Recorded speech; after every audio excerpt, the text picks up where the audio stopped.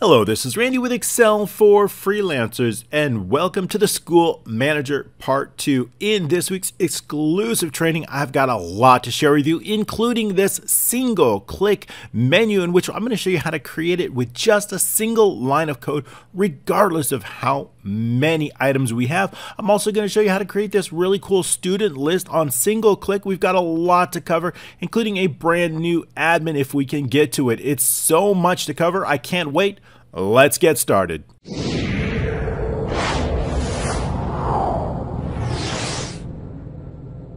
All right, thanks so much for joining me. We have a lot to go over today. We're going to be creating this School Manager Part 2. In this week's training, we're going to be adding student lists, a menu. We're going to be adding a brand new notes field. We're going to finish up on student information. Last week, we covered how to create this really cool horizontal tab feature based on cells. I'm also going to be showing you how to show students based on entering an ID. So we're going to be adding that. We're going to be doing everything from scratch, from the ground up. As always we did last week, we're going to be taking off from last week to this week. So I really do appreciate this is a sample. I'm going to be closing this one out and going back where we left off last week, which is right here. So this is the application that we're going to be focused on. I can't wait. All right, if you do like these trainings, all I ask is just a few simple things. Firstly, subscribe. Go ahead and click that subscribe button below, and don't forget to click the notification icon bell. That'll ensure that you get these trainings each and every week delivered right to you in your email. Also, please feel free to comment below. I respond to each and every comment every single day, and I'd love to hear your feedback, especially on an application such as this, where your feedback, your ideas, your comments is going to help me create the amazing application inside Excel. This is going to be the best school manager application you've ever seen, hopefully with your feedback, with your ideas and your suggestions. So you're going to play a big part of this. It's going to be a multi-part series. I don't honestly know how long it's going to go. It depends on your ideas. It's going to be large. We're going to go over scheduling. We're going to go over dashboards. We're going to be over transactions. We've got exams, classes, tests, scheduling. It's going to be massive. It's going to be really big. We're going to do really cool things that you've never seen before. So I really appreciate it. The only way I can bring these to you is if you do follow, you do share, and you do like. That helps me create these larger applications, and the interest tends to go off as I create more of these, multi-part. But if your interest remains, if you continue to watch and share, I will make sure to develop these amazing applications in Excel and hopefully teach you how to do that as well. So that is my goal, to do that, to help you create your own applications. If you do want to learn how to create your own and sell your own applications, the best way to do that is with our mentorship program. I created a mentorship program that's going to help you design, develop, and deploy your own Excel applications for passive income. It's an incredible program. Tons of our students are loving it and learning how to do that and making a great income from it. So if you want to join us, I'd appreciate that. That's the mentorship program. All right, let's get started. We have a ton to cover. So where did we leave off last week? Last week we learned how to simply select a student, and we're going to save a student, and we also learned how to sort student names. But we do need to load the student. When we select a student, we want that student information to load here. We also want to add a picture. I want to add a student list so we can display the student list button as you saw in that sample. And also I want to make this menu active, right? I want to click on all these menus, and I want it to go to different screens. And I want to show you how you can do that with just a single line of code. That means for every single one of these menu items, we're going to use one single macro. And that one macro is going to have one single line of code. And you'll be able to use this in any one of your applications. It's super simple, so I can't wait to show it to you. That was actually a challenge I left in our group, our Excel for Freelancers group, was to put up a challenge question, and I just said, how would you do that? Would you create it? So make sure you join our Excel for Freelancers group. Tons of great comments if you need help. We're always there helping out and sharing. There's a great group. We have almost 40,000 members as of now, so it's really an incredible group. All right, let's get started. So basically what I want to do now is I want to select and have that information load in here, including a picture. We also have to add the features where we can add a picture of the student, and it gets perfectly centered inside this box, perfectly centered, perfectly sized, regardless of the category, regardless if it's a vertical, horizontal, regardless of the type of aspect ratio we want it to be maintained. So we're going to do all that. All right, and a list. So we've got a lot to cover. Let's get to it right away. Inside the developers, we're going to go in the developers, Visual Basic here, or Alt F11 to get you there. So last week what we did, we covered how to add a new student, and we covered how to save and update a student, and also sorting the names, right? When we add a new student, we want to make sure those names are sorted. And also one other thing, why don't we do this? I wanted to add a notes field. It's kind of good to have student notes, so I'm going to do that right now. I'm just going to put here called student notes, and we want to make sure to get that added. All right, so let's do just that. So I'll use the same row height, 8.25, which is the one. I'll reduce this down to that, and then what we'll do is create a new one. That way we're consistent with that. So I'm going to put here, let's say student notes. Okay, want to have that, and then I'll put in the student notes. We'll make it a large area, probably let's say down to 28, which we already have, and then I'll go ahead and color that white, and then we'll need to update the student list so we have that. So I'll merge and center that. Let's drop this down because we're going to be using it a lot. Merge and center. I want the left and the upper so that it's all the text is on that. So let's just put in test notes here. And then also we want some borders around that too. So we're going to put some borders around it. We want to extend that student. We're going to update that. I'm going to right click format cells. Sorry, it's off the screen. Just right click. And then I'll put the borders around here, here, and here. And then probably the top two. Okay, and then also here as well in the top. So we got our student notes, and then I'll just make a quick update, and then I'll show you how to prevent some bugs on this that might happen to. Okay, so we've got that, and take a look at that. Now we've got our student notes, but we need to add that in our database, right? Let's take a look at that. E24. E24 is where we want to add it. So we're going to go into our student database. We're going to slide over here.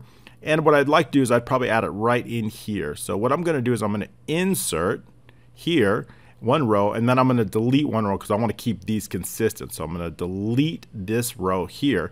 That way this remains on Y, this remains on AA because we added our code already. We will have to make an update here, and I'll show you. So what was V? What do we need to put? The data mapping when we make that kind of well, we want to make sure it's E24. That's where our student notes are. So back into there, we want to put notes here, that's the type, and then we want to put E24. So that's where our notes are going, E24. Okay, so we just have to make one update. If we try to run the sort again, let's just show what's going to happen now that we've made the change, and we'll understand that. So here's the students. If I run this, we're going to get a bug, right? Now you're going to get this too. So I want to show you debug. It says the extract range has a missing or illegal field name. We debug it. We say, well, wait a minute. Let's take a look. AV, where's the error now? Okay, so here's the error. So when you see this, right, it's going all the way to V, right? Column V, right? But we needed to extend all the way to column W. Why do we need that? Because it's looking for full names. Our results are going to go into AA. In this case, our results are going into AA, right?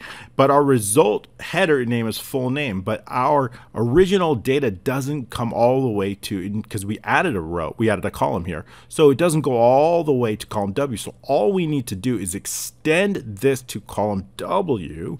Then we continue on, and it works just fine without the bug. We run it again, it works. So just keep that in mind. If you see that, no worries, right? You just have to make sure that the names match here, and you have to make sure to extend that advanced filter all the way to column W because it's got to equal this. So now it works just fine, and we've sorted our names.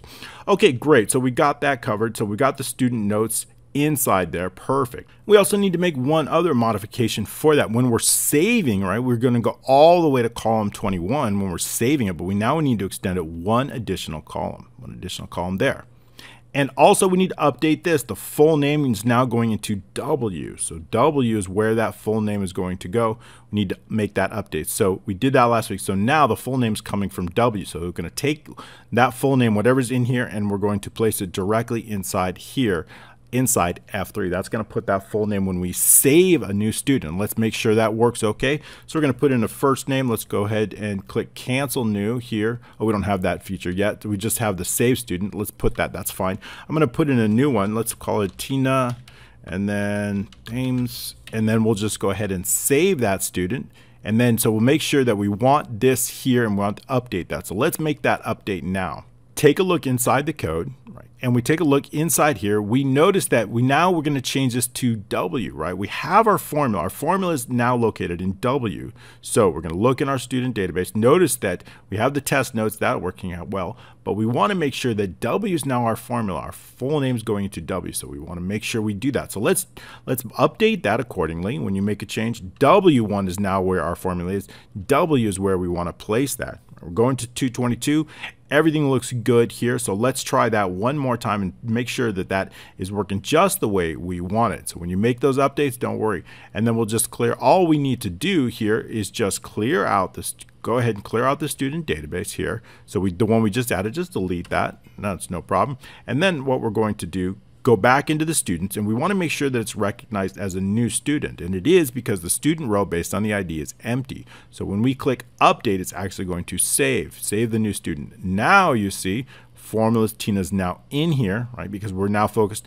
Go back into the student database. We now have our test notes here. We now have our name. Our formula has been brought down from W. This is creates the last name, first name here. So perfect. We've got that going on really well. That looks good. So now what I want to do is when I select another one, I want that to load. So when I change this, I want Abe Lincoln to load. I want all that information to load up here. And I want to make sure we clear test notes. I've got to clear this now.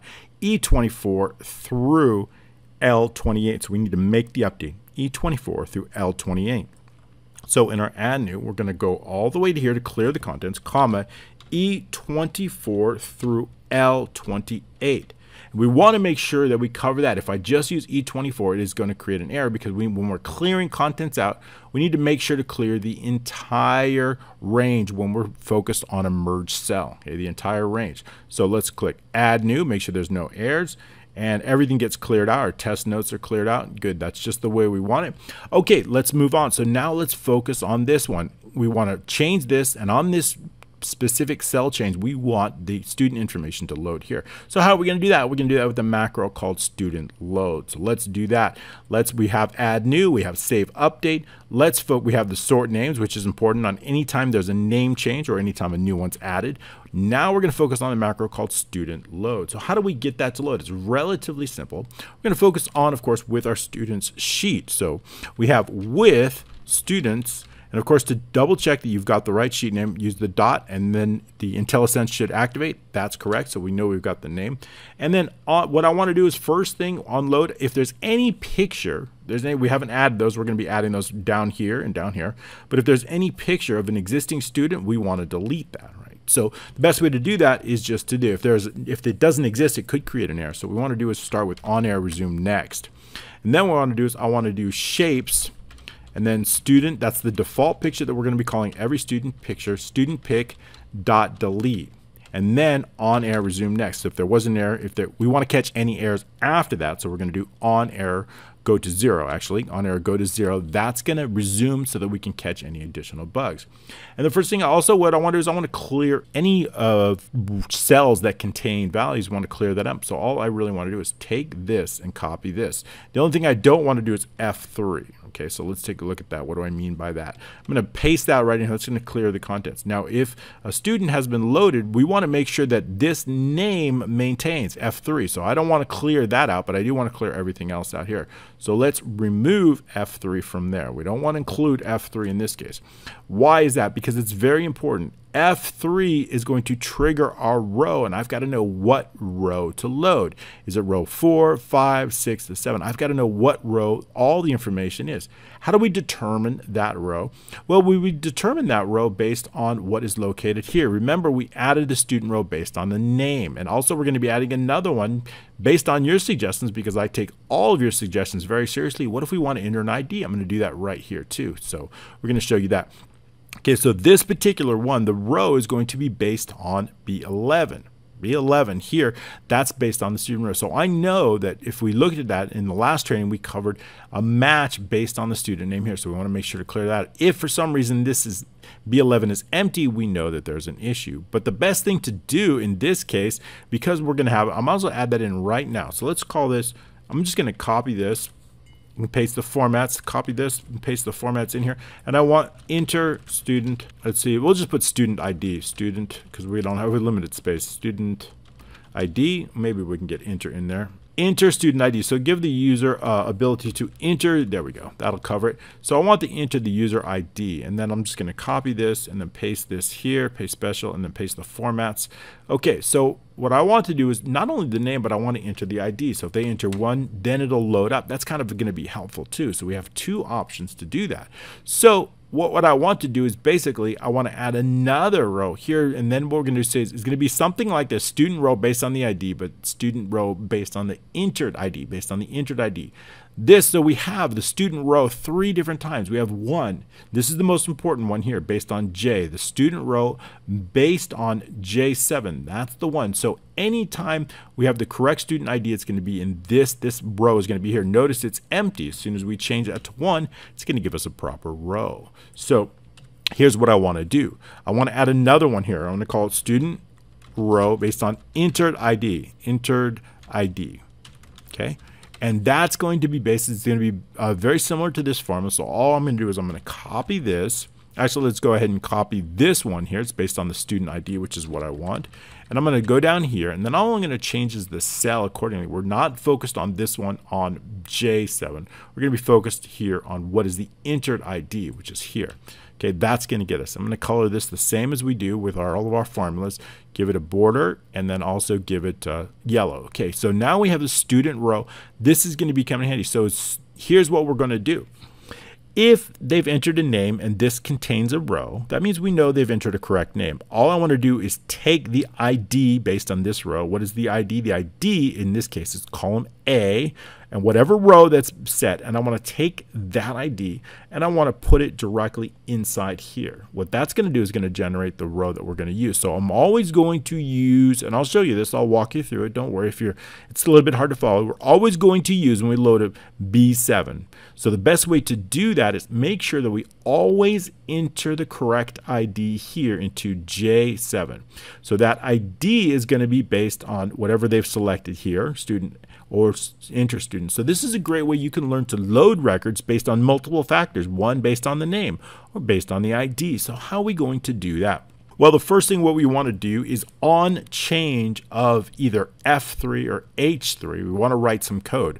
If the user makes a change to F3 and this is empty, we know they've entered a wrong amount, right? If they delete this, right, we know that if this is blank, it's an incorrect student. So let's write some code right now to do that. So first thing is we make a change to F3. Check to see if B11 is blank. If it is, let the user know to select the right one. If it's not blank, then they've entered correct. Then what I want to do is I want to put whatever's an A and the row here, whatever row is, I want to take that ID, whether it's 1, 2, 3, or 4, and I want to place it directly inside J. Okay, so let's do that right now. Let's write some code. That's based on a change, right? So if we're making a change, it's going to be on our students sheet here. So we're making a change.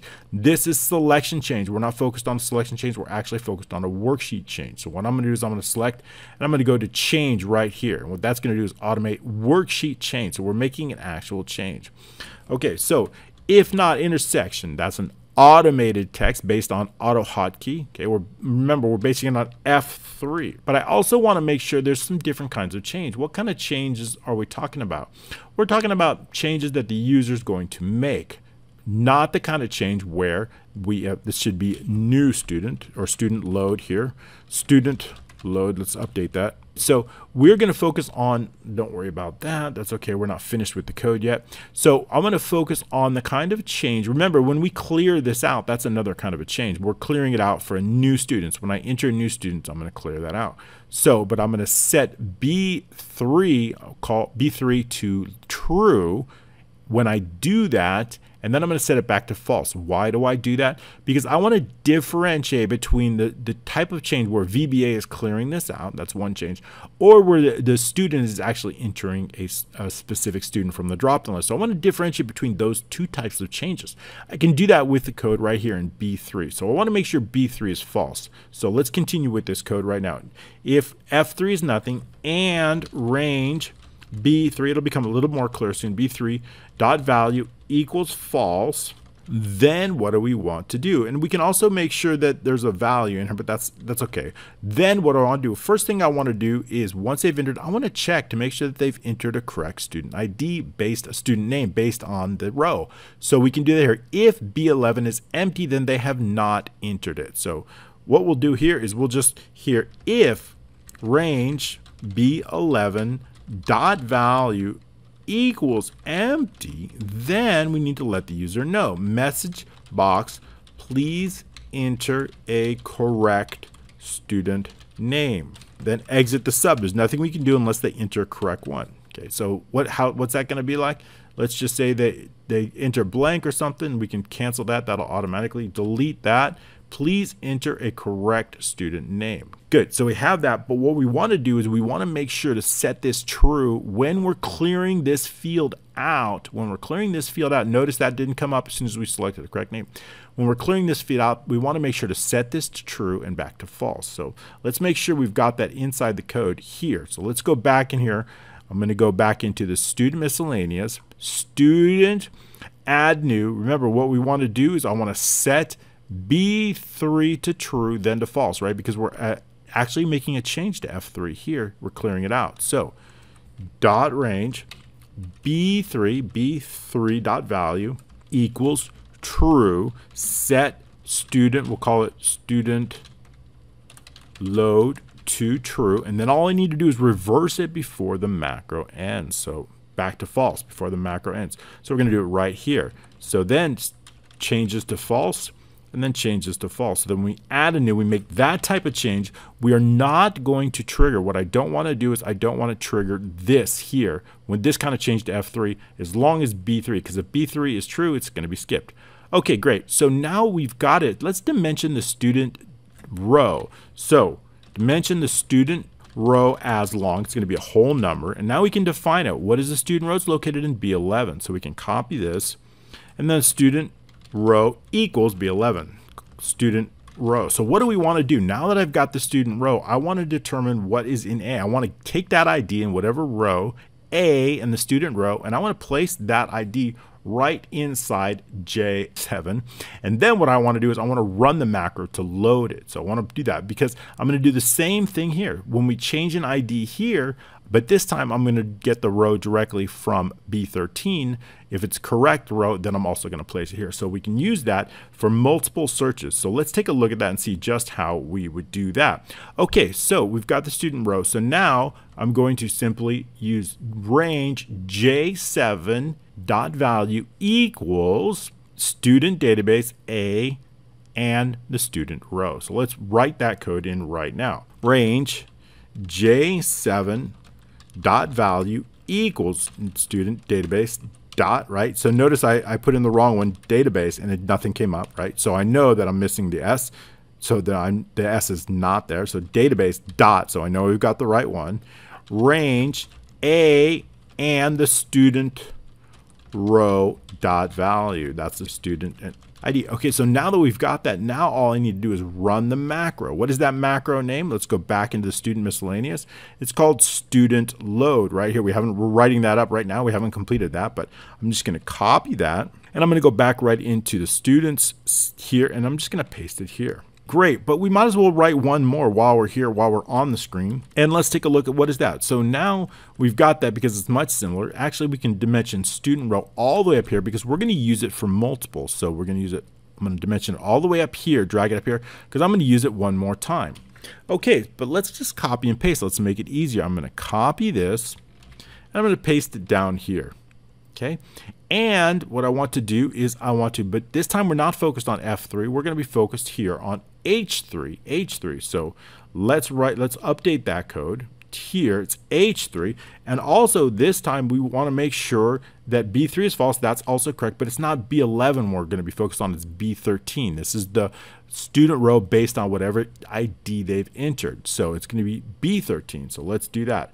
Write that up. B13 is going to be student row. If B13 is empty, then construct a student row. Now J7 is going to equal A in the student row. So that's all we have to do. Let's write some comments in there on change of, make that look good, change of student name And then also we have on change of student ID down here.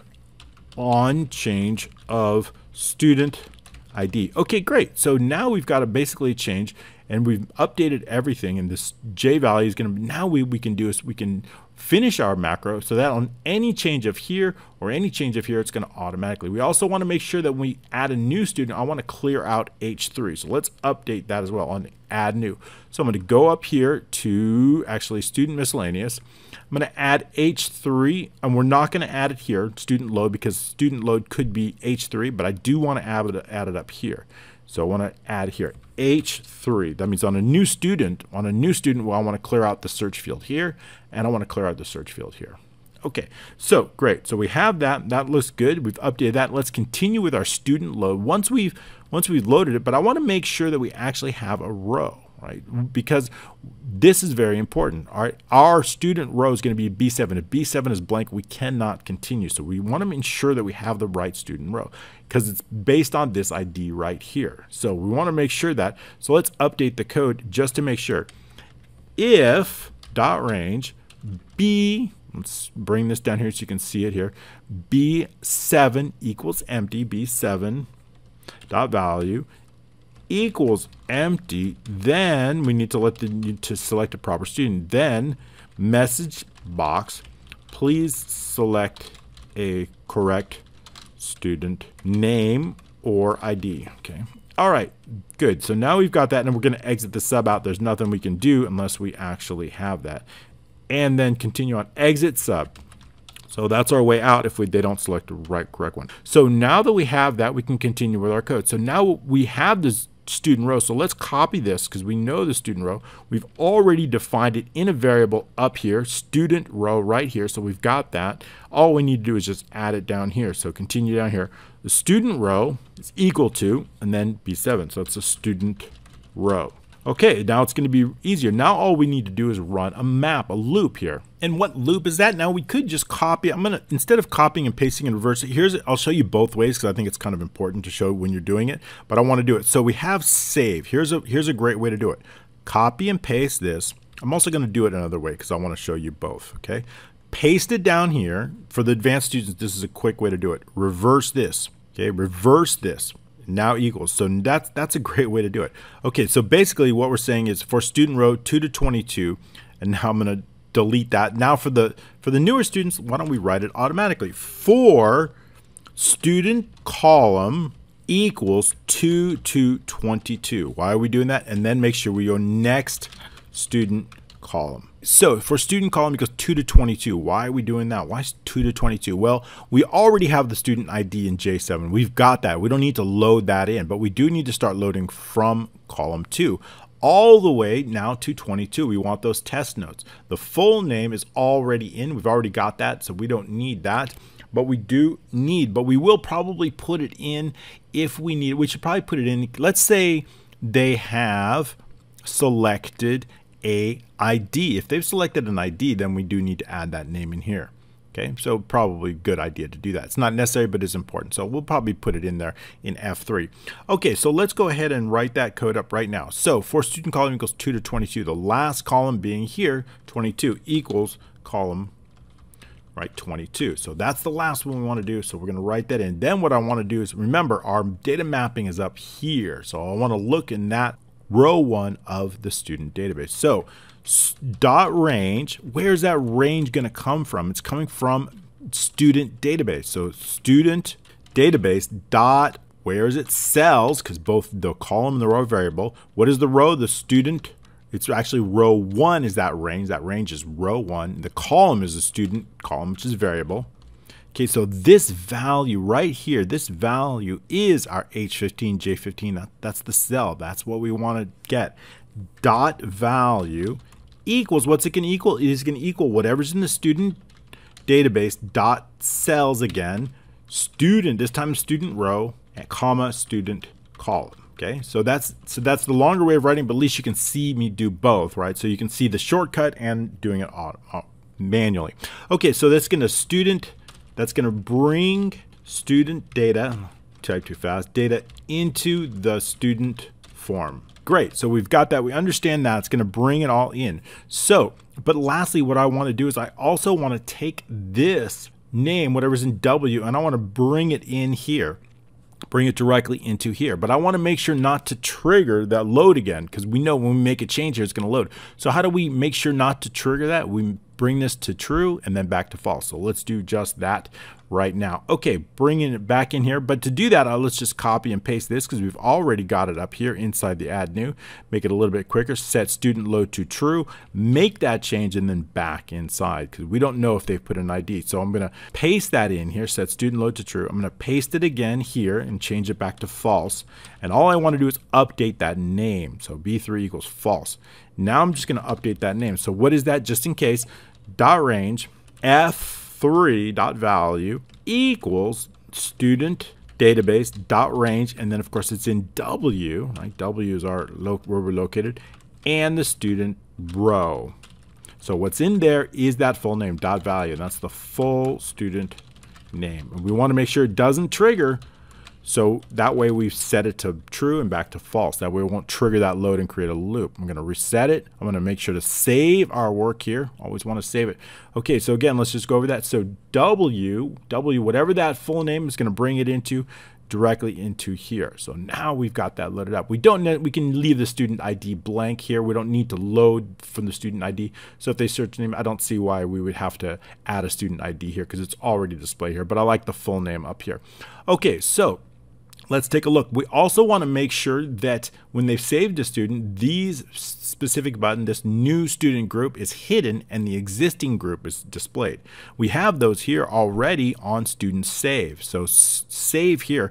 This is all I want to do. That means here, this one right here would be the existing student group I want it to show and the new student group to hide. So to do that, we can just set it up here. So we did the same thing here. Could have just copied and pasted that, but that's okay.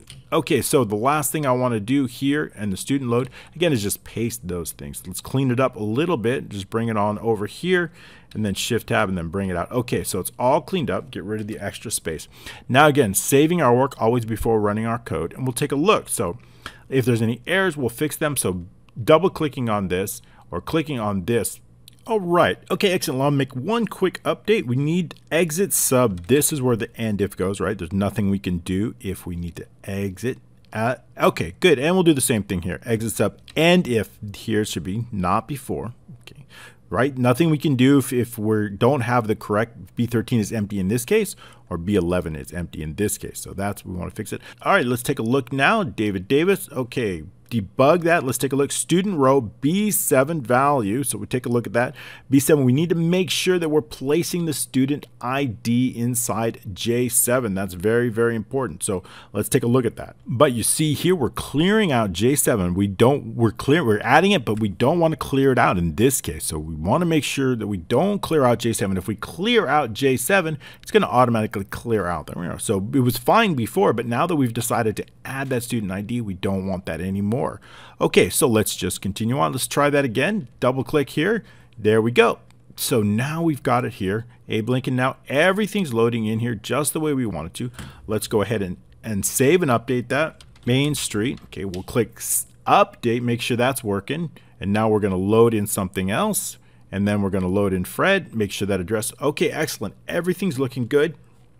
So we've got update, we have new student, and what else do we want? Well, we want cancel new. When we click, what do I want to do when I cancel new? Well, in that case, what I want to do is simply load in the first available student so that we can get out of the add new mode. So how do we do that? Well, let's write some code up right now on the cancel new. So we'll go down here, cancel new. Simply what I want to do is I want to check to see if there's a value, right? I want to make sure, take whatever. So the only way to do that, I want to check to see if the first one, which is going to be the first one here, AA3, if that's not empty, then I'm going to take whatever's in AA3 and I'm going to place it right directly in here inside F3, assuming it's not empty. So let's write that now.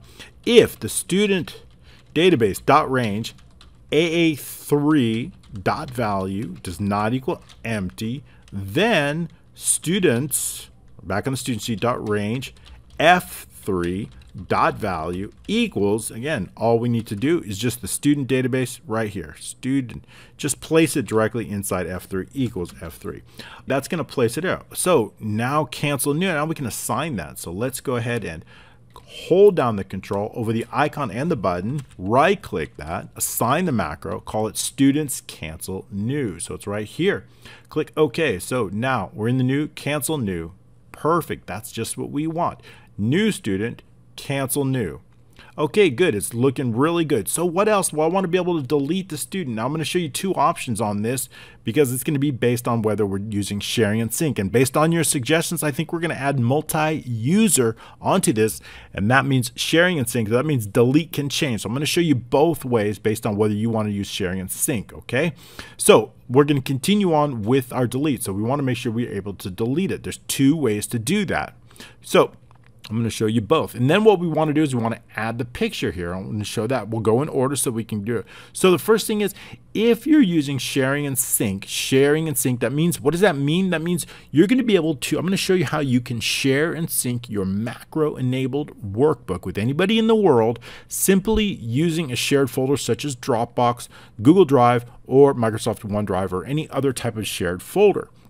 And so basically each person, each user uses a duplicate application and only the data is synced. And what we'll do is we'll do that one cell at a time. And I'm going to show you that. We're going to get into that. So it's really cool. If you want to get a heads up on that, I do have a video called Share and Sync. Just type in my channel, Share and Sync, and you're going to see how to do that.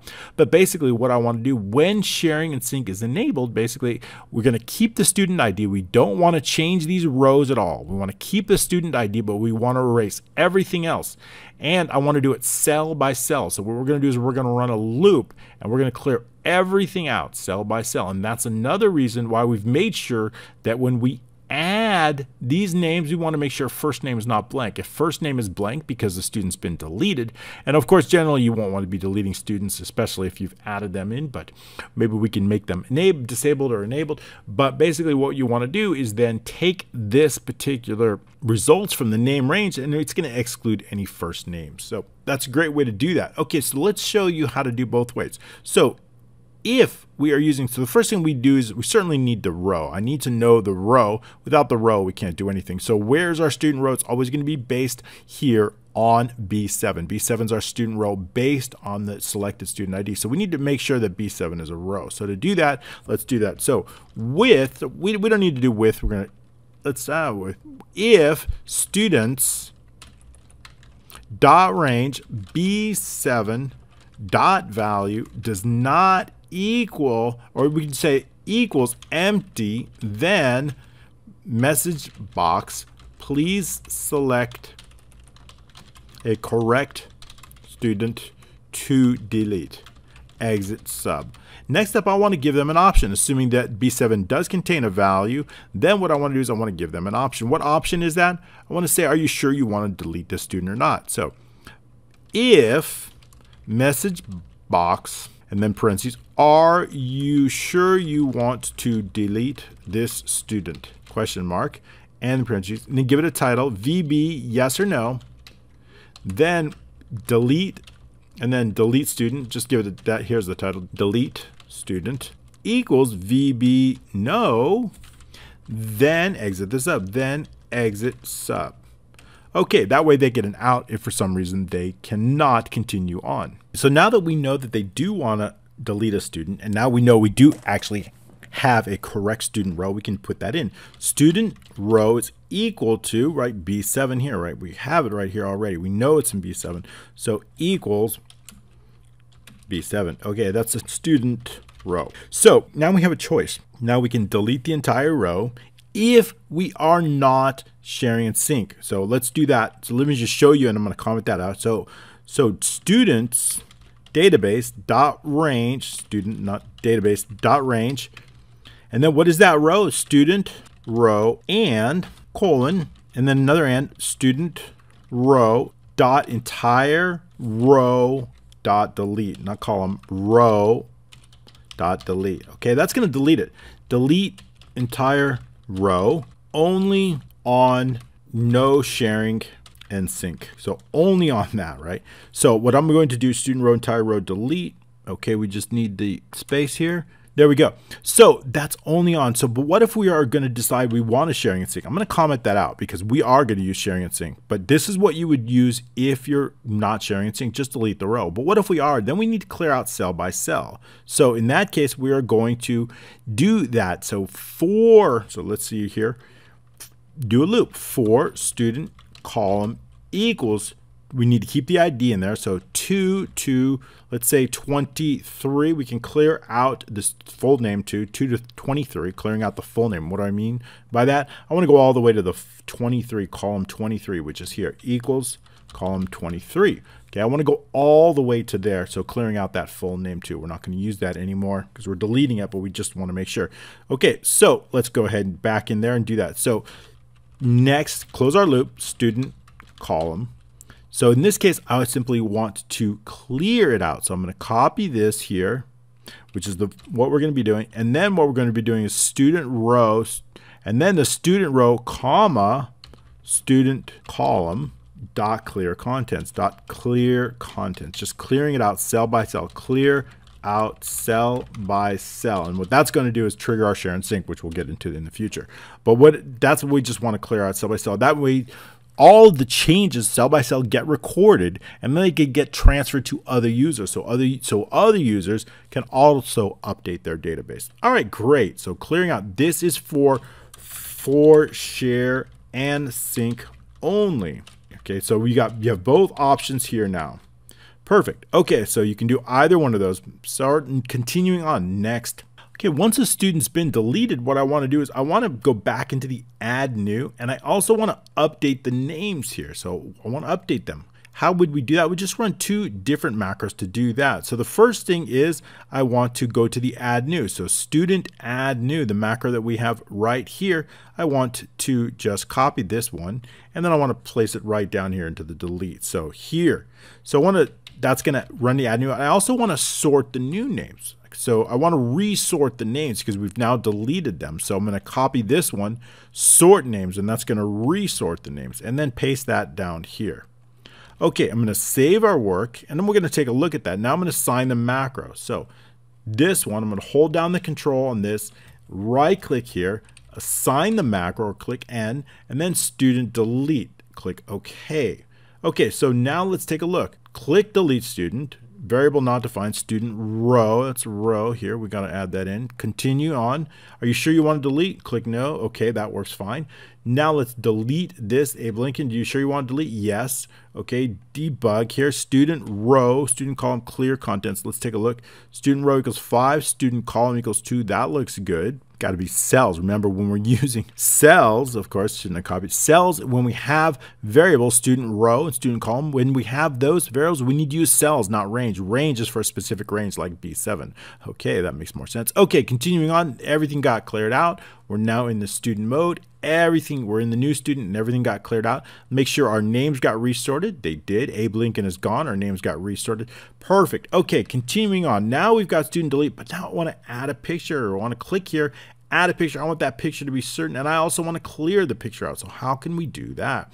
Okay, continuing on, let's do add the picture now. We can add a student picture. So I also want to place that file path. Remember, we've got that path already set up. When we get that, and where's that full file path? That's going to be located in K19, that picture path for that student right here in K19. So of course we can hide that with changing the font color to the same as the background, but let's write that up now. So adding the picture here. So dimension, we'll do that here. The picture file as a file dialog. We need to open that file dialog.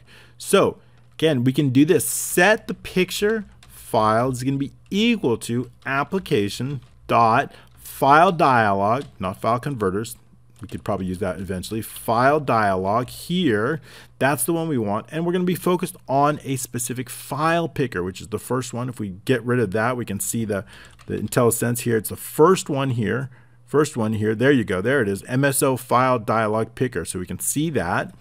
Now what we want to do is focus on just that. So with picture file, what do we want to do? Well, with the picture file, we want to do a few things. I want to give it a title. So what is the title going to be?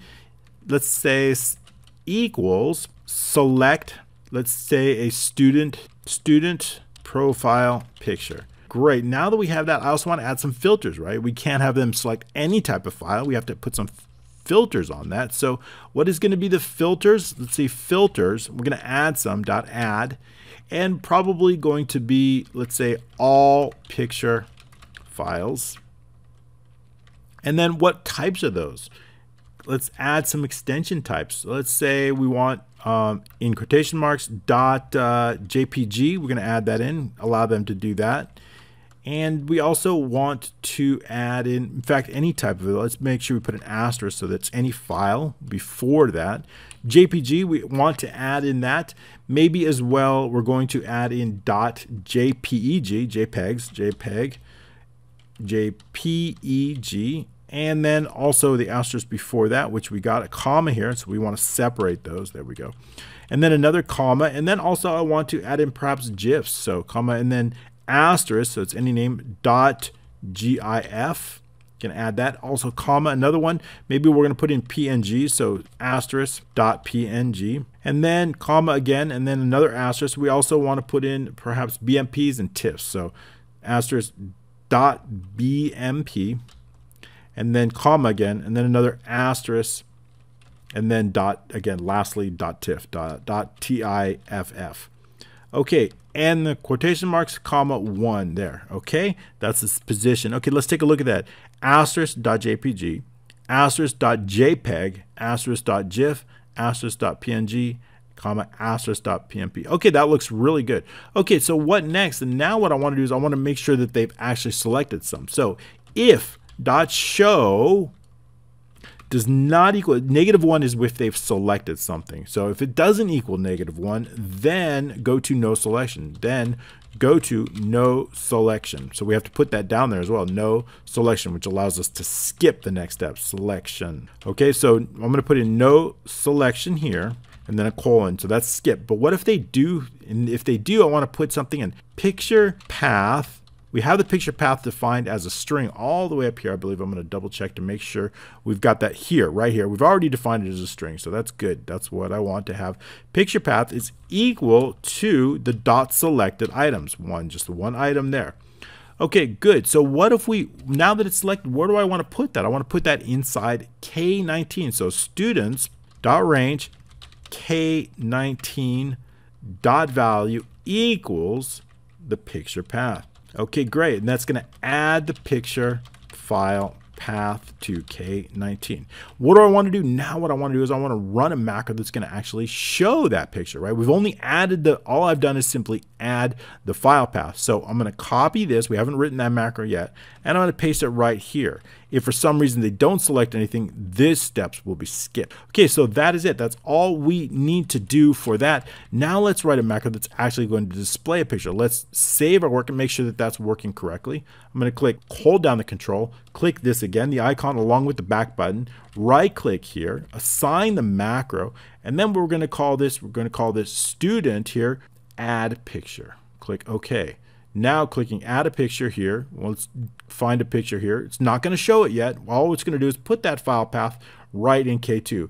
The next macro we're going to write is going to do just that. It's going to show that picture, and we're going to center it directly in there. So show picture is what we're going to be writing right now. All right, so let's write that right now. So here, we're going to focus on with the student sheet, with students sheet, and make sure you have it right, then we have the right sheet. Okay, so first thing what I want to do is any existing picture that we have, I want to clear that out. Now we've already written code for that a few times here, so we can just copy and paste it right here. On the add new, we did it here. So I'm going to copy this. That's going to clear out any pictures that we already have. I'm just going to paste it down here. That's going to delete any student pictures that we already have. I also want to make sure that K19 actually contains a value. If it's empty, there's nothing we can do. If .range K19.value is empty equals empty, then exit the sub. Exit sub. Nothing we can do if it's empty. Okay, not only do I want to make sure it's not empty, I want to make sure that it contains a correct file path. It's got to be correct. Although I also want to exit the sub. So how do we do that? If directory, and then what is the file path? Well, let's put the file path in a name first before we do that. I think that makes more sense. So picture path, we already have that, equals K19. So now we'll do that. Let's write that first. Put that into a variable, string variable, equals K19. That's our picture path. Picture path. Okay, comment that out, make sure. Otherwise it's going to be bugged out. Okay, so now we have it. So now we can put the picture path inside here. VB directory, we're going to check that out. Directory here, not hidden, directory. VB directory, there we go. Okay, if it equals empty, then there's nothing we can do. So we want to make sure that it doesn't equal empty. So equals, let's just put double quotes, then exit the sub. That means it's going to be incorrect file path or something, exit the sub. So now we've checked to make sure it contains a value. We've also checked to make sure that it does have a correct path. So now what we can do is we can add it. So we can use that dot pictures dot insert. And what are we inserting? We're inserting a picture, the picture path. That's what we're going to insert. And then we're going to assign it a name on that too. So name, what is the name? It's that same name that we're using up there, the student picture. Student picture. Okay, great. So we've added dot pictures, insert picture path. That's going to insert the picture. It's not going to size it. It's not going to position it. Just inserts it. Everything else we're going to do to focus on the picture. So now let's focus just on that picture. So with dot shape, since we've named it already, we can work with it. Student picture, we can work with it. So now we can focus on that. The first thing I want to do is I want to lock the aspect ratio. Lock aspect ratio equals MSO true. That's going to make sure that it doesn't get distorted.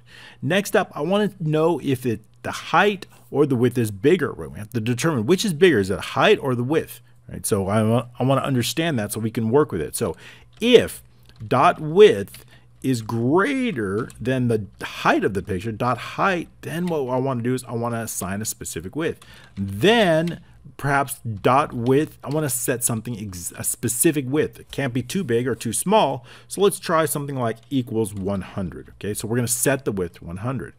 Else that means the height is greater. In that case, what I want to set the height. Dot height is going to equal, let's say, 70 or something like that. Okay, so that we're going to set specific widths and specific heights. Now we haven't positioned it yet. All we're doing is simply setting the height and width based on whether it's horizontal or vertical type of a picture. Okay, so now let's focus on the positioning, which would be the dot left. What is it going to be equal? Well, I really want to place it based on, let's say, somewhere around K7. It's going to be based on K7, although it's going to be in the middle. I want it centered, but its starting position is going to be K7. So let's set that up, and then we're going to add to that based on some conditions. So the dot left is equal to, and then we got to set up the student sheet again, students dot range. Why do I have to specify the sheet again? Because I'm inside this dot width here. So I have to specify the sheet again, dot range. K7 is our range here that we're going to specify. We're going to base it on that dot left, the left position of that, plus something, plus what? All right, I want to add to it. Well, how much do I want to add to it? Well, I want to base it on the width, right? I want it centered here between K and L. I want that picture centered. So the best way to do that is to determine the width of K and L, determine the width of both of those columns. Then what I want to do is I want to subtract out the picture width, subtracting out that width of that picture, and then dividing that by 2. That way it's going to give equal spacing on both sides of the picture. So we can do that word now. Dot left is equal to, again, we're going to be focused on, actually it's equal to, not plus, right? So it's equal to the student's, the left position plus something else. The width, let's focus on that. I'm going to put in parentheses, the width of something. What is it? Students dot range, K and L, those are the ones with K through L, the width of that, the width dot width of that. I want to know the width of that minus what? Minus the width of the picture, dot width of the picture. And I want to take all that and I want to divide it by 2. And that's going to give us the left position. The left position. We're going to do something very similar with the height, the top position. Okay, so again, let's just look at that. We're taking the left position of that. We're going to add to it. We're going to add to it the total width of the columns K and L, and we're going to subtract out the width of the picture. We're going to take that total area, basically the area, and we're going to divide it by 2. That way we get an equal space on both sides. Now we're going to focus on the top position, something very similar.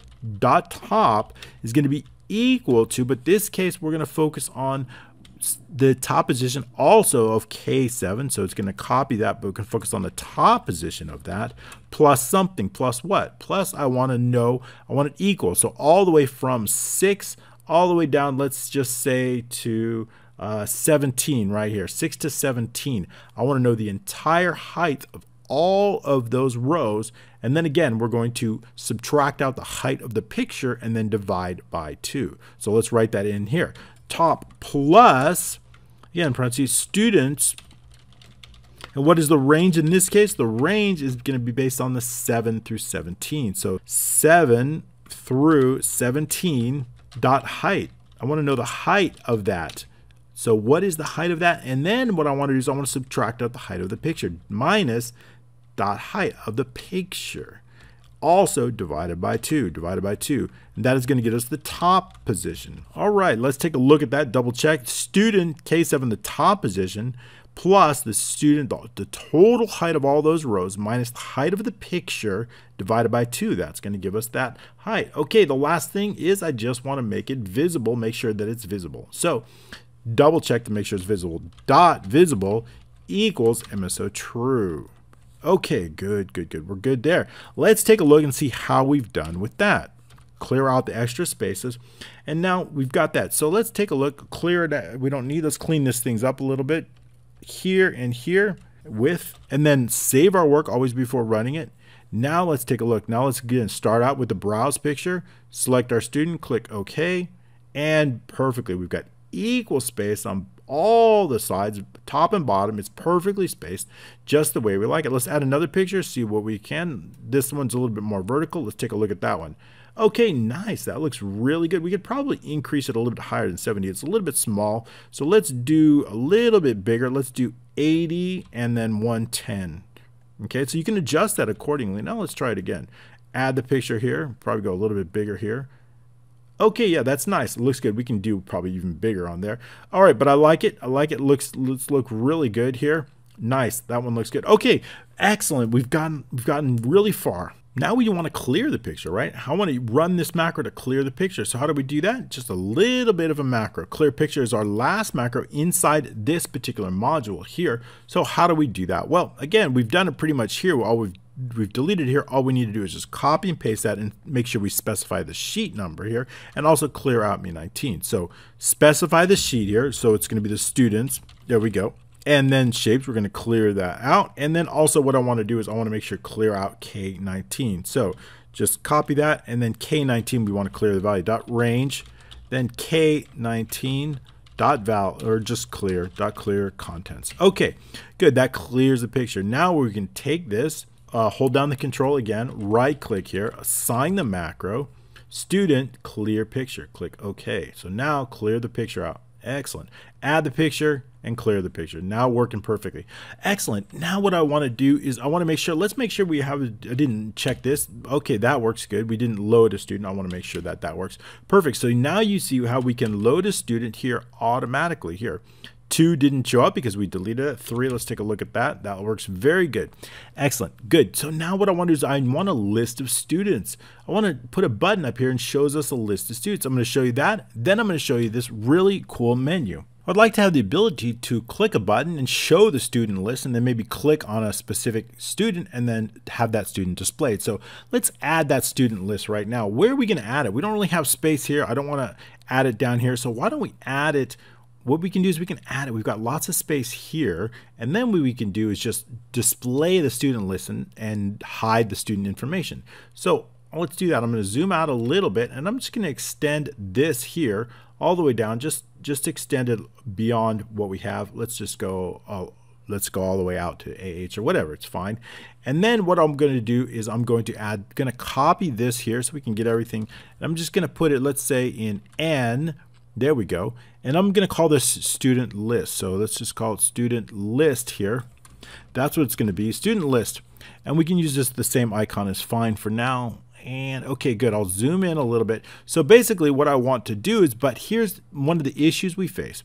So if I put the student list here, look how some of the rows are small, right? I don't want to put a list here, so I can't really use this. I've intentionally got these rows very narrow, which is great, but it's not good for a student list, right? So how do we overcome that challenge? Well, we noticed that, let's say starting on row 23, we don't change the row height anymore. So we can start on row 23. So all I need to do is, if I want to show it, all I need to do is simply hide these rows here, let's say up to 22, hide those rows and hide these columns here. So we can do that, and then it'll show the student list. So we can actually start our student list, let's say on row 23 here, 23, because 22 is small, right? We don't want to start it there.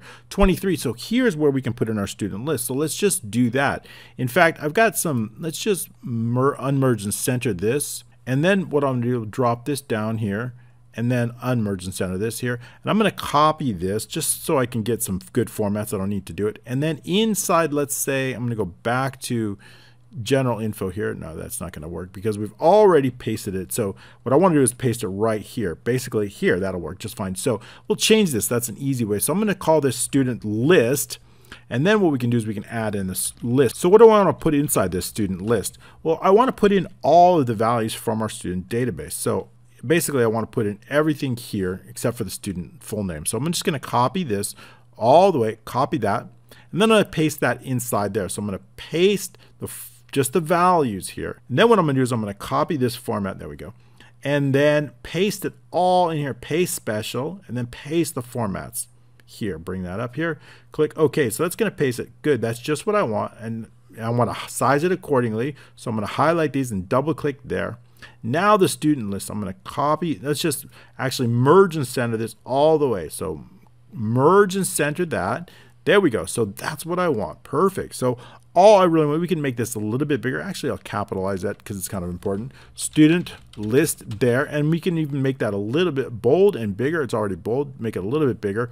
All right, so the idea is this. The idea is simply to hide these through VBA and create a button here that's going to show it and create another button that's going to hide it. What do I mean by that? Well, let's create some buttons here.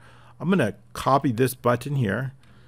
Control C. I'm not going to duplicate. I'm going to use Control V. And we don't want a macro assigned to this just yet. I'm going to put it right about here. Let's say right about here. That's going to allow us to show the student list. I'm going to left justify this. Right click, assign the macro, and just delete the macro that's been assigned. Click OK in case we don't want to click it. And that's, I'm going to say, let's call this student list or show student list. Either one would be fine, but let's call student list. Keep it short. So student, and we'll add an icon here too, student list. And then let's add an icon here so we can see it, probably an arrow. So I'm going to insert a picture here.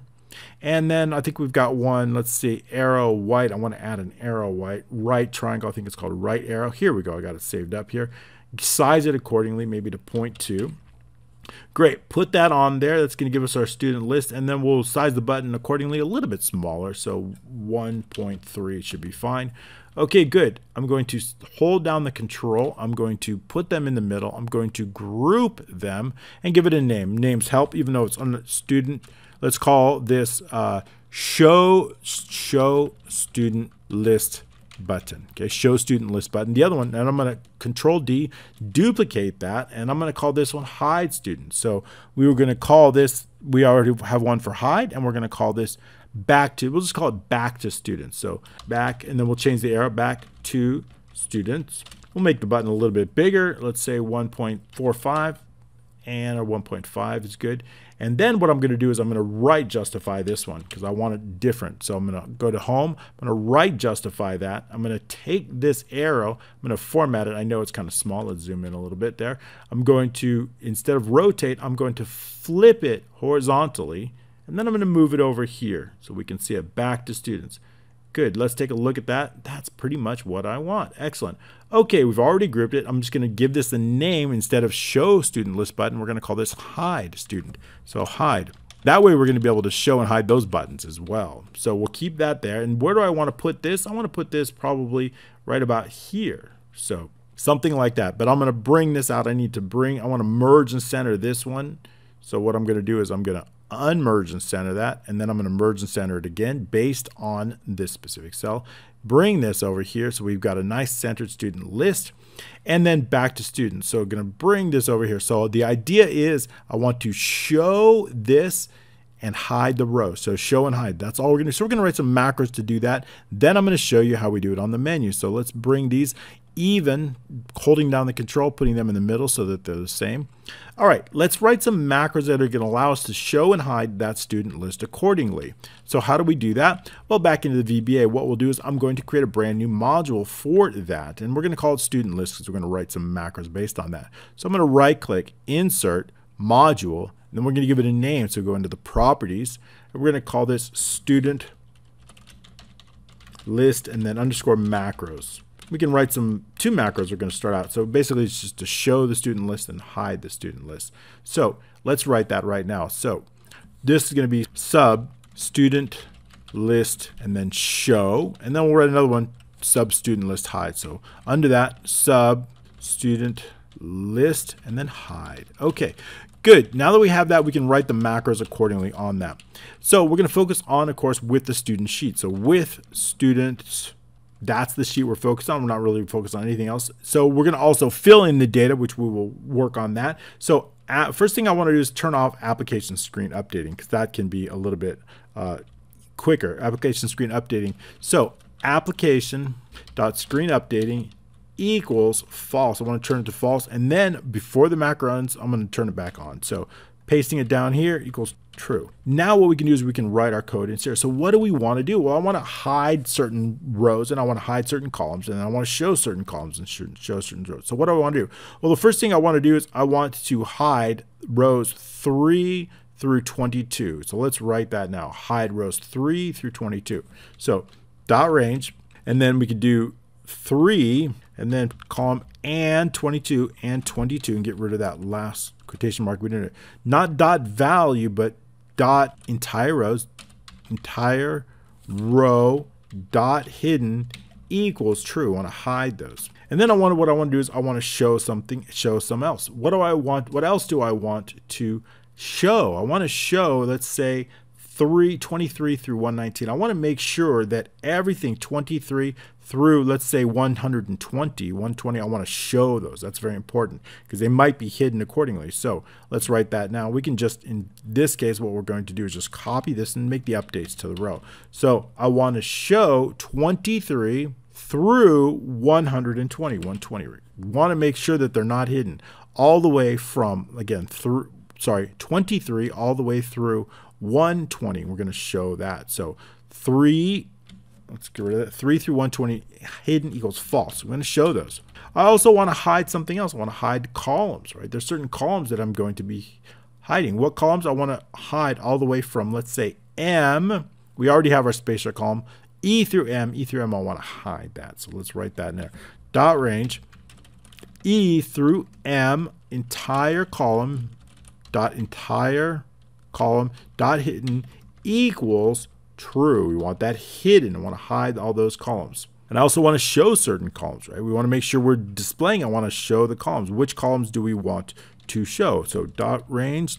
In this case, I want to paste in that. I want to show what columns. I want to show N all the way through, let's say, AI. So I want to show those. N through AI. I want those displayed. So change that to N and then AI. Entire column hidden equals false, right? We don't want it hidden, false.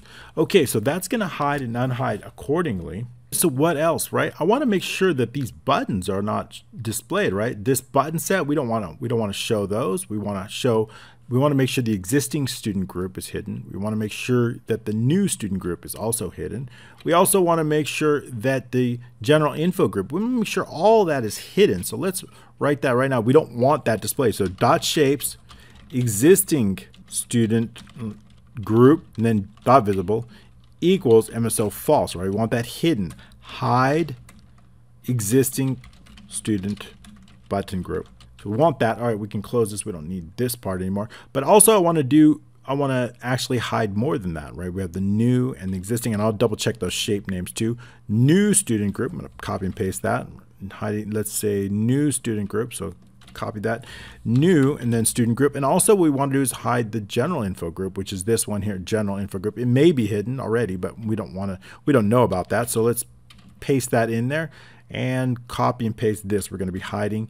This is the general info. Let's double check that. So we have general info group, we have existing student group, and general info group. Let's hide that right in that. General, change that to general info group. We want that hidden. Hide general info group. Okay, because we don't want those shapes to show. And then also, what if there's a student picture? There may or may not be a student picture, but certainly if there is, we want to hide it. So how would we do that? Again, so on air resume next, just in case it doesn't exist. And then dot shapes student pick, that's the name we've assigned, dot visible equals MSO false. Right, I'm just going to hide it. And then on arrow resume next. Want to go in case there's no. All right, let's take a look. What else do we want to do? I want to make sure that we've selected just something else. Let's say we just select something like the first row, N25. We'll just select that, our first student. Okay, so continuing on. So dot range N25, not dot value, but dot select. Dot select. Okay, I like that. That looks good. Application screen updating too. That looks good. So let's take a look at that. Also, we need to do one more thing, right? I want to make sure that our hide student list button becomes visible. So I also want to do another thing. I want to right click and make sure that we're not sizing these things. I don't want them sized when rows. So move, but don't size with cells. Close that out. That's super important. So that way they don't get messed up. Okay, I'm going to save the work. Why don't we write the macro that's going to do exactly the opposite here? So what we're going to do is I'm going to, again, copy this one here, paste it in here. Now we need to reverse everything. So now how do we reverse it? So continuing on. So now we're going to hide it. Screen updating false. In this case, what I want to do is basically I want to show 3 through 22. This is going to be hidden equals false. I'm going to also run the general info. What I mean by that, I want to select something, and we're going to run the general info tag. But I also want to show E through M. In this case, column E through M, hidden is going to be false. And I want to make sure to hide those columns. So hidden equals true. Those are the columns where our list is. We don't want to show that. Also, what I want to do, I forgot that. One more thing here. Show the button, dot shapes. In this case, I want to do two things with this button. I want to show the hide student button, and I want to hide the show student list button. So basically display and hide that. So let's do that. Let's add that in right now. So dot shapes, hide student list button, dot visible equals MSO true, right? We want to show that, the hide student list button, because that way it allows us to show the show and hide student list button. And then of course the other one, we're just going to copy and paste that, and then we'll just make a few updates on that so we can show that. Copy that and then paste that in there. Show the show student button. We want that hidden. Show student list button equals false. Hiding that one. And then what we're going to do is we're going to simply reverse that on the other one, reversing it, right? I want to hide the hide student button. All right, that's kind of confusing, but you get the point. Okay, so bringing it down here, and then I'm going to paste that down in here. We're going to reverse them. This one's going to be hidden, so we're going to hide this. The other one's going to be shown, hide. And this one's going to be see true. I'm going to show this one. Again, make sure we're saving our work, especially after we write macros, saving our work. Now we can assign our macros. We'll take a look at that. Also, but what I want to do one more thing. In this case, this is not going to be the case here on air. If it exists, I want to show it. So let's do that. Let's see if there's, but if we run the students into it, we already have a macro that's going to do it for us. If I run this macro, student tab, general info, it's going to do all of our work for us. So why don't we just do that? Run the macro to do that. So continuing on, so how do we run this macro? Well, the best way to run this macro is simply just to select this particular cell here, E3. So all we need to do is just select that inside our code, and that's going to run it automatically for us. So in the student list macro, all we need to do instead of E20, we'll just change this to E3. It's going to select that. That'll run that macro automatically. The only other thing is we need to know, is it a new student or is it an existing student? Because I need to, again, I've hidden all these button sets, so I need to determine which button set to show.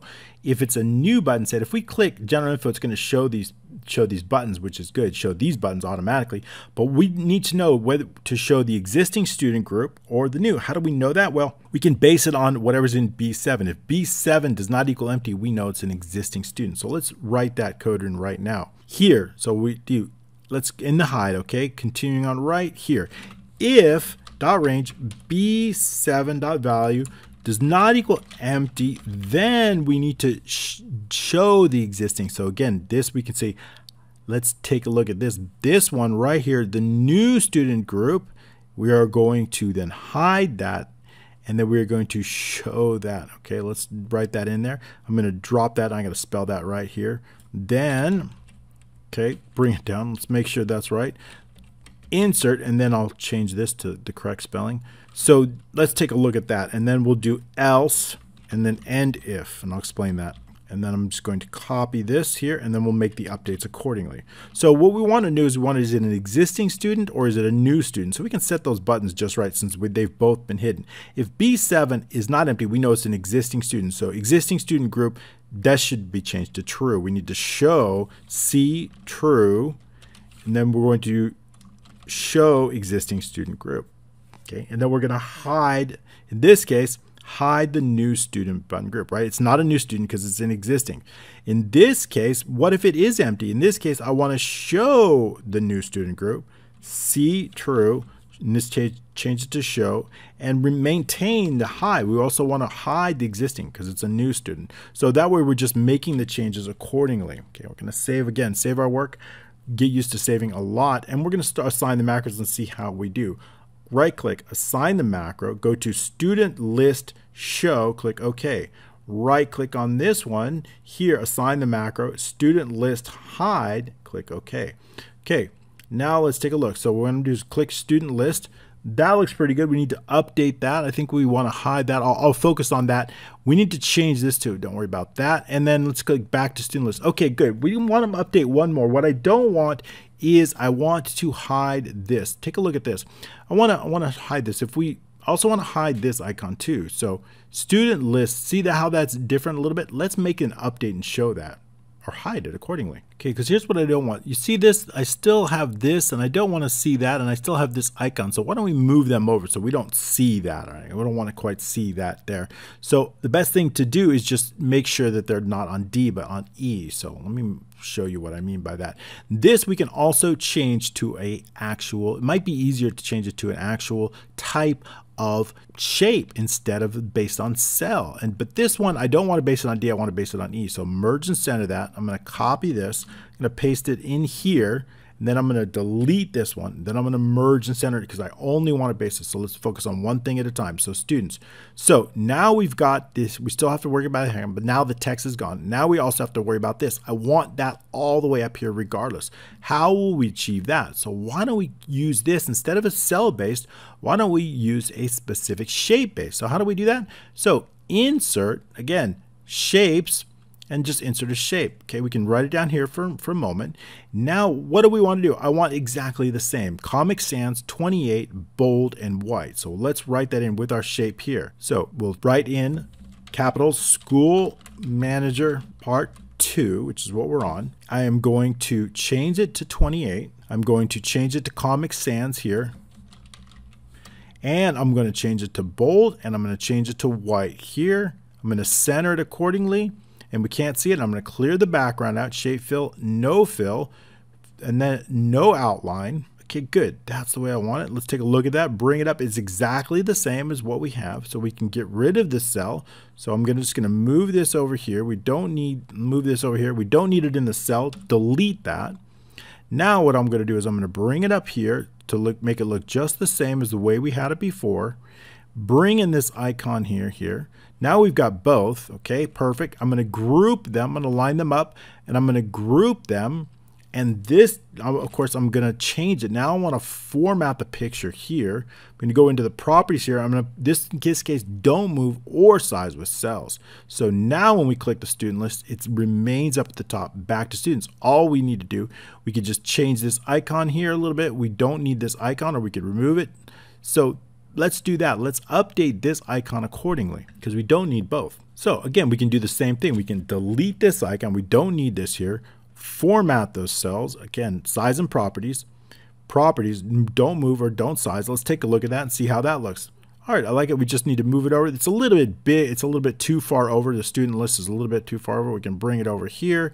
Back to students. That's pretty good. I like that pretty good. We can. I also move, if you don't want to have the student list all the way over here, all you need to do is just left justify it and then bring it over here accordingly. Just by adding the different alignments here, we can just bring it over here.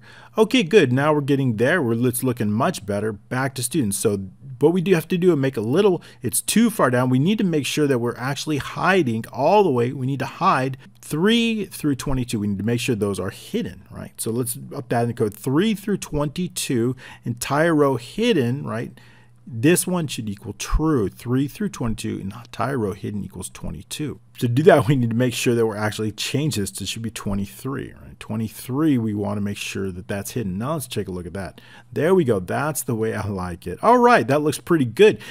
Cool. So I want to actually do more. I want to actually really build this really cool menu. And how do we do that? How do we click on a single menu and have it updated? Let's zoom in a little bit to back to 100% where we want it. First thing I want to do is I want to continue this black. I want to bring it all the way down so it looks nice and consistent. So I'm going to take this color all the way down here as far as you want to go and just make this the black color. So that kind of gives it a nice look. That's what I want. I want to keep this consistent look for all the screens accordingly. Okay, so how do we do that? So first thing what we want to do is we want to make sure we're giving them a name. Before we duplicate this for the other screens, I want to give it an actual name. So what we're going to do is we're going to assign some names. So we're going to click on our selection pane. If you don't have the selection pane inside the view, you can also click on the page layout here. All right, just click on the selection pane here in this page layout and click on here. That's another way, shortcut of getting you there, or of course I've got it in my shortcut keys here.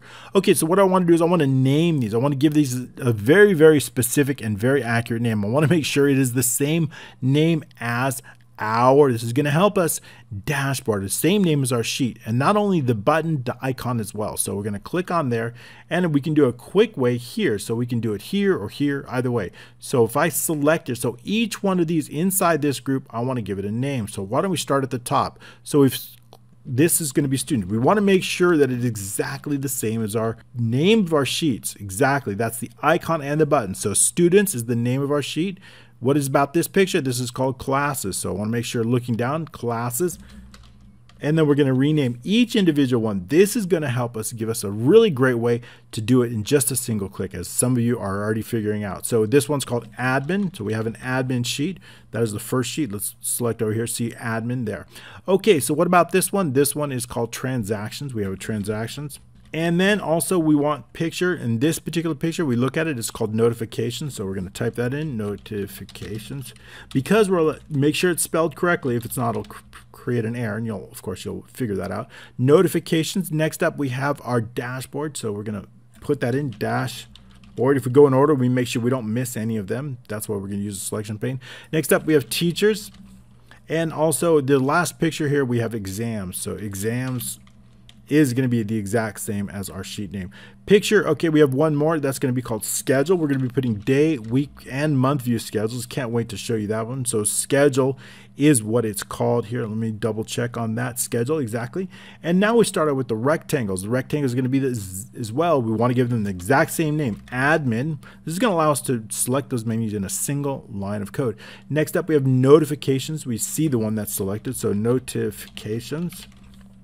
And also we have here our transactions once more for the rectangle. Okay, this will really help us eliminate a lot of unnecessary work through the coding. Exams here. And then next up we also have rectangle 14. It's going to change that to classes. Okay, rectangle 13, the last one there, schedule. May not be the last one, schedule. I don't mean to lie to you like that. It's rude. Okay, 2 more to go. Okay, rectangle here. This one is specifically we're going to be is on teachers. So change this to teachers. And then rectangle 11, because this is going to save us a ton of time. This is students. We want everything spelled correctly. I'll double check that. It's always good to double check your work. And lastly, dashboard. Okay, so now everything is named correctly in here. Hopefully, let's double check. We have students, classes, admin, transactions, notification, dashboard, teachers, exam, schedule, admin, notifications, transactions. If it's spelled wrong, it'll be a bug, but it's okay, easy to fix. Schedule, classes. Okay, good. So now that we have all of that just the way we like it, all I'm going to do is I'm going to copy that here. Actually, why don't we copy this? I'm going to copy all of this up to, like, let's say M, and I want to go into the admin and basically paste that in here, right here. Paste it right in here. Okay, and also I'd like to paste the group, not there, sorry, here, right here in column A. Actually, let's go with column C here, column C, because A and B, again, we're going to use those inside our admin as for our admin column. So we're going to call those green. That's going to be for our admin. We're going to start off in C, just as we did inside our students, exactly the same. And then also what I want to do is I want to copy this group. I'm going to copy that, go into our admin, and I'm going to paste it right here. And I also, again, make sure you right-click, format the picture, super important. Properties, move, make sure move, but don't size with cells, because I want to size this column exactly the same width, just like we did here. Okay, very good. So now we have it sized out accordingly, but now what we want to do is we want to create a macro. I want to create a single macro, and that macro is going to have a single line of code, and that is going to allow us to select different sheets. So how do we do that? Let's write that up right now.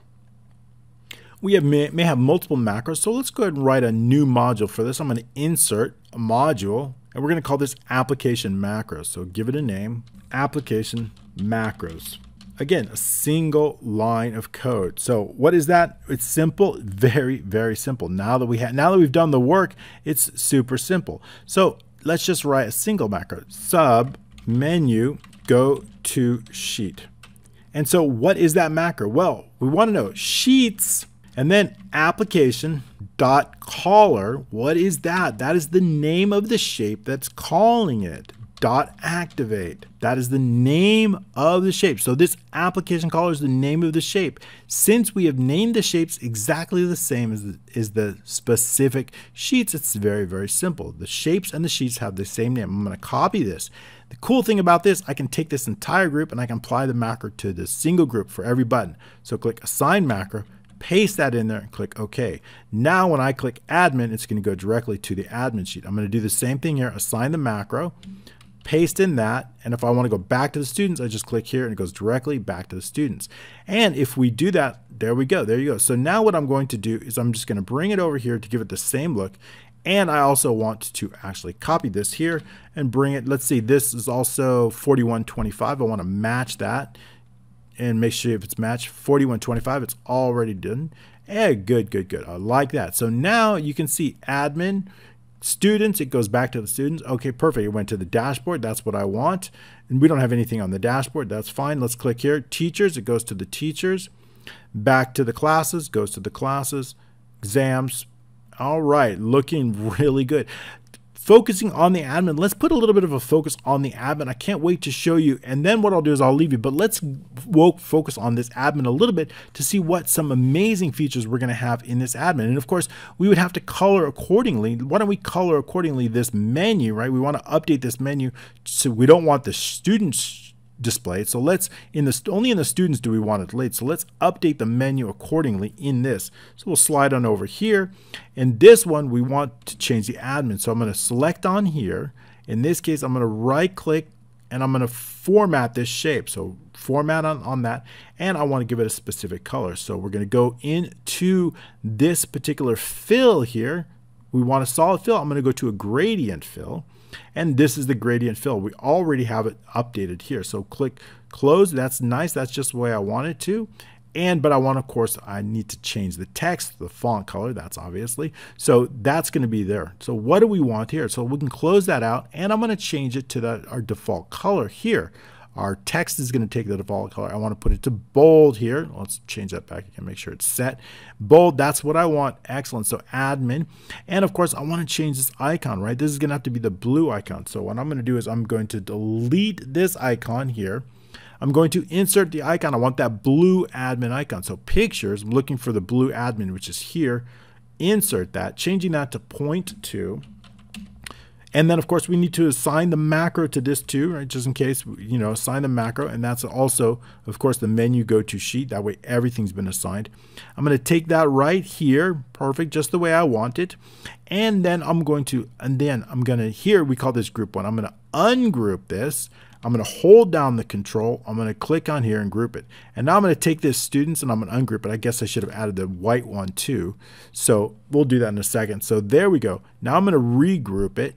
Perfect. So I'm going to take this white icon. We don't need this icon. Let's bring it up here. We don't need this one, but I do need the white icon because we need to update that. So let's go ahead and update that. I'm going to insert, I want the students, the white icon, the picture, and we're looking for students. So students here, I guess it's here, students here, insert white, that's what we want. And then 0.2, changing this to 0.2. We're just updating the menu on this one. I'm going to bring it up there here, and you can't see it yet, but as soon as I change it to black, the background on the black, it's going to change. So let's update the formats on here. And we'll change this to background. This is the setting of the background. This is the black color I'm using. The font color is going to go to white. We're going to take off the bold. There we go. All right, that's the way I like it. Cool. Again, assigning the macro to this too. You can also, again, a great way to do it, you don't need to assign the individual macros. You can reassign it to the group. So I'm going to ungroup this. I'm going to hold down the control. I'm going to select that one that we didn't do before. I'm going to regroup it. You can assign a name to this if you want. And then also, now again, we notice that there's no macro assigned to this, right? There's macro, so all we really need to do is click assign macro, and then again, set that to go to sheet. Now it'll assign the macro to every single shape within the group. Perfect. Give this a color also on the black color. We want to make sure it's consistent with everything else. Now we have our brand new menu here. Bring it up to the top just the way we want it. There we go. So that's a nice look and feel. So now when we select students, you see how it flows so well? Admin, students, admin. Good. All right, that looks great. All right, so what do we want to do on this admin screen? We have a lot to add. So when you have a lot to add, basically it's just easy to write things out in a list form, and then we can fill it out. All right, great. Let's get to it. But I see we're missing some buttons here. Let me fix that. Student list, back to student list, general info. There they are, but we want to make sure we add those in there. Actually, it should have selected automatically. Student list, back there. And make sure to select, I want to make sure to select E3. I don't think it's working. So let's double check that. I just saw that. I want to fix that up right away. Student list macros, right? We want to change it to E3 select. It should automatically, but let's move that down here. I think we need to do application screen updating up there, because when we select it, it should work. That should be sufficient. Let's take a look at that, see if that fixes that. Go back in here, general info, student list, and then back. Oh, I see E5, not E3. My mistake. Okay, that happens every once in a while, or more often than not. Okay, so we just selected the wrong one. Student list, let's go back. E5, forget the parentheses there. Okay, continuing on, let's take a look. There we go. That's what I want. That's what I want. Everything's showing up. Back to the student. Okay, good, good, good. Let's, I want to make sure we add a picture there to make sure. This looks like a David here. Okay, good. Back to student list, back to the students, everything's showing up. You can remove this, change the font color. Let's do that. Okay, you see how we can hide that? Nice. And then if you don't want to, you see this gap, just put a space in here. Perfect. I wanted to focus on that. That looks good. Save in our work so you get a nice look here. Going back to the admin, what do we want to add inside our admin? Well, there's a lot. I'm just going to scroll down here and start making a little bit of a list of things that we want to add. So I'm just going to use this space down here. Okay, so I probably want to have a general info section so we can put all the general info. And I'm going to put these across here, maybe 5 or 6 of them. I'm just going to bold that there. So now that we have it bolded, now what do I want inside that? Probably I want a school name. We've got to put that in. I want the logo. So the best way to organize these is just to kind of put your thoughts down here and see what you might want before you start designing. And then maybe we want a contact name. Next up, I do want an email and then probably 2 phone numbers. So phone 1 and phone 2. We're going to have both of those. And what else might I want to address? City, state, and zip. Address. Writing it out like this really helps, because you'll be able to really see how much, and you can balance things a lot better to know how many fields, state and zip. Okay, we may add more to the general info, but that's a good start. What else do we want to put in? I want to put in application settings. Application settings. I want to know if it's a shared. Remember I said maybe we're going to share and sync this. So share, I want to know if they'll give the user the option to share and sync their application. So we're going to put shared option. So if it's not shared, we can do delete row. If it is shared, so we can have some opportunity there. I want to know a shared folder location. What is the location of the shared folder? So shared folder, we're going to put that in. I also want to know what the format is, right? Allow you to change the format of the currency, but not only the currency, maybe the time, date, percentage. So let's put in the currency format. That way it's going to, once you change it in this admin, it changes everywhere else, which is really nice. The date format. Okay, let's put in not just the currency, but the currency format and the date format. That way, when you make a change to a currency, it changes all the way over. When you make a change to a date format, it sets the date format throughout the application. We want to do that. We're going to be using times in the schedule, so I want to do that in the time format. And also, I want to have a percentage format, not forma. Okay, also I want to have the percentage format. Percentage, maybe you want 2 decimals or 1 decimal, so there's a few different words. So percentage format.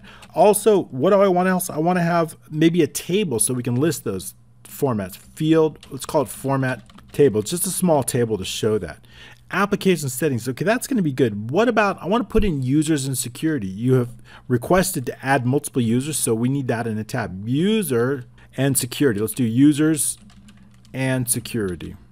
We're just simply making a list. It's going to help us organize it. So once we have it, I'm going to show you how you can quickly create out. Probably going to get to that next week, but we'll be able to create out. So what do I want inside? I want the username. I also want the first name and the last name. Okay, so last name, and also we're going to have, of course, the password, but it's got to be protected. I can't have anybody use it. Protected. So it's hidden and protected, that password. Also, I want to know if they have access rights. So access rights to certain screens. What kind of access? Let's say editable, visible, or hidden. Right? So we're going to give you 3 different access types for each user. What screens do we want on that? Well, pretty much all the visible screens. So that means it's going to be admin. We're going to have students, teachers, just going by the sheets down below, schedule, classes, exams, transactions. Maybe you don't want users adding transactions or viewing transactions, notifications, and a dashboard. Okay, the databases are going to all be hidden automatically, so we don't need to worry about that. So here's our main sheets. This is what we're going to decide. Each user, are they going to have editable access, visible access, or hidden? Okay, visible. By the way, just in case you guys didn't tell me I spelled this wrong, I spell everything wrong. You guys know that by now. What else? So that's pretty much user security, but I also want to have some classes and lessons defaults. Some different settings, because we need to create classes and lessons and lots of things like that. So what do we want inside here? Well, I want to know the first, let's say the rooms or location, right? You may have multiple rooms, multiple locations. We want to be able to list those so we can choose to have a class in a specific room or specific location. Or maybe a default teacher per class. Maybe we'll probably set that up when we set up classes, create a class. So maybe we don't need default teacher. In other words, when we set up a class, we can put assigned teacher in as a default, or we can keep it open. So I'm not sure about the default teacher, but maybe default class type. But actually we could do default teacher. Let's say you have one teacher pretty much on your school for a while, right? When you create a new class, wouldn't it be nice to have an automatic, that teacher name automatically? So maybe we will put that in, right? It'll help us create classes very quickly if we're allowed. If you keep it blank, then there's no default teacher. What about a default class type? Default class type. We also need class types and class type. So default, specific class type. And maybe a class subjects list. I want to know the subject, class subjects list. One, it's going to be a list, class type list, all the different types of classes list, and also attendance status list. Are they no-show attendance? Let's see, attendance. Let's call this type or status, probably status. What would be in here? Something like showed up, attended, no-show, sick, vacation, something like that. You can add different statuses to attendance. All right, that's a good start for classes and lessons. Maybe something also like scheduling settings. We got to have schedule settings too. So schedule settings. And you guys wanted me to create these from scratch, so you have to understand my thought process. When you understand my thought process, it makes it so much easier, because you can really save yourself a lot of time when you're adding these things just by keeping a little bit organized. Then you can refer to this list as you build them out. So hopefully the trainings here will help you build things a lot faster and a lot more accurate, less bugs. So schedule settings. So what do we want to know when schedule? I want to know the first possible class time, right? The earliest class time that's going to start. I also want to know the last class end time. What that's going to do is going to help us define our schedule, right? The parameters of our schedules that we can know the first possible, if it's 7 a.m. or 8 a.m. or whatever that is. I also want to know what the time interval. Do you want to see every 15 minutes, every 10 minutes, maybe every hour? So we want to give the user flexibility, time interval on the schedules to show what time intervals are there. So probably the week view and the day view schedules will have time intervals, but the month view will not. What is the start weekday? Are you starting your weekdays on Monday or Tuesday or Wednesday? What do you want to start weekday? What day is that? We're going to provide that. And also, what school days? What are they, Monday through Friday? Are they every day a week? Right? School days, I want to give the ability to hide certain days. If you never have class on Saturday or Sunday, we can block those out or hide those or something like that. Also, holidays. Are there any school holidays? Let's put in school holidays that we're not working. It's important to put those in, so we'll have a list of school holidays. And also terms, maybe some terms with dates. Like maybe, I'm not sure about this one, like school terms, winter, summer, fall, maybe. I'm not sure about that. School terms with dates. I'm not sure about that one. It's a possibility. You guys can let me know if you want to see something like that. That's a possibility. Also, it would be really cool to add some kind of certificates and awards, right? What if we created Word documents that we could map out to Excel to automatically generate, automatically email certificates and awards based on certain graduation or test results criteria? So let's do that. Certificates and awards. Okay, I'll increase that column. And so what do we want inside something like this? Well, we need to browse first. Spelled that wrong again. This is what happens when I certificates. It's okay. Spelling is part of it. Certificates and awards. Okay, so what do I want? I want a list of variables: student name, teacher name, parent name, things like that. Maybe not parent name. Maybe the completion date, the test, graduation date. There's a whole list of variables that we can put in there. So I'm going to want to put that in variables. That we can help customize those certificates and awards. Next up, I want to browse for a Word. I want to have a feature for, we'll do Word documents, browse for Word, so we can actually insert templates. Those templates are going to be perhaps, maybe also I want to have like a thumbnail. I want to see it, thumbnail and open. So I want to be able to open the Word document directly from there. And I also want a little small thumbnail so I can see it when I select it. That could be very, very helpful. I want to give it a certificate name, a certificate or award name. Give it a specific name. And also we need to know the file path of the original document. Super important. And also this file path, I'm going to write this down here, dynamic. I'm going to put dynamic here because if we have a multi-user, right, we have a shared folder here, location. So what we want to do is inside this shared folder, put another folder called certificates, so that regardless of the user, they're going to be able to locate that specific certificate or award based on the dynamic. So we're going to build out the shared folder is going to be part of it. And because each user is going to have their own shared folder, each user will make sure to put that in there. So for example, if there's a new user, they'll browse for their specific shared folder and put that in there. Even if they don't have visible rights to this admin, we can have a pop-up that says, please select the shared folder and have it placed in the admin. Even if they don't have rights to view the admin, we can still place their folder in there, okay, through a little pop-up or a little user form or something like that. Okay, so great. So we got the file path of our certificates, and that's going to maybe a certificate type, maybe it's for graduation type or test or award or quizzes. Okay, so we have certificates and awards. What else do we want? I want grades and scoring, because it's going to be based. So we want to maybe automate certain grades based on the scoring. So we want to have a grade or level list. Grade or level list of grades, like first grade, second grade, or maybe you have different types, so you can be able to put that in. Also want a percent grade table. Percent grade, let's put in percent grade table. I want that table to show up all those percentages based on that. Also I want a type, exam type. We can have exam type. What would exam type be? Maybe we have exams, tests, quizzes, assignments. Put whatever you want in there. Assignments. I'm just putting some ideas down here. Okay, that would be an exam type. And then we have certificate, add open, right? What we can do then, certificate, is assign a specific certificate to a specific exam, to a specific test, or to a specific criteria certificate. Okay, not adding new ones, but simply assigning them. We've created a list of certificates here. Then we can assign a certificate so that we can automate the certificate, sending it to the parent or the student based on that criteria. So that's going to be able to do that.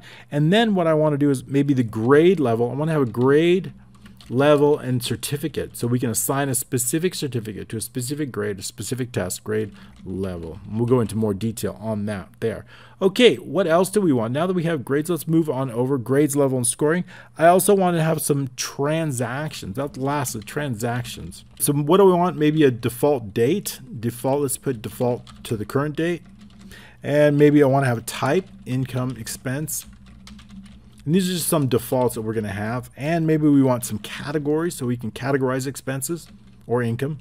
Categories, income or expense, having both. And then we can add the current date as default. That's fine, we did that already. And that's about it. Maybe we'll add some more on transactions. Not sure how many, it's gonna be small. So basically that's a good group. So now what I wanna do is I wanna add a menu up that, and then I'm gonna let you go. But what would that menu? So I'm gonna take this, we'll remove this for now, but I'm gonna add this inside. I'm just gonna drag this here. What I'm gonna do is I'm gonna add this. We have it here. I'm gonna put it inside the general info or app settings. Let's call this name.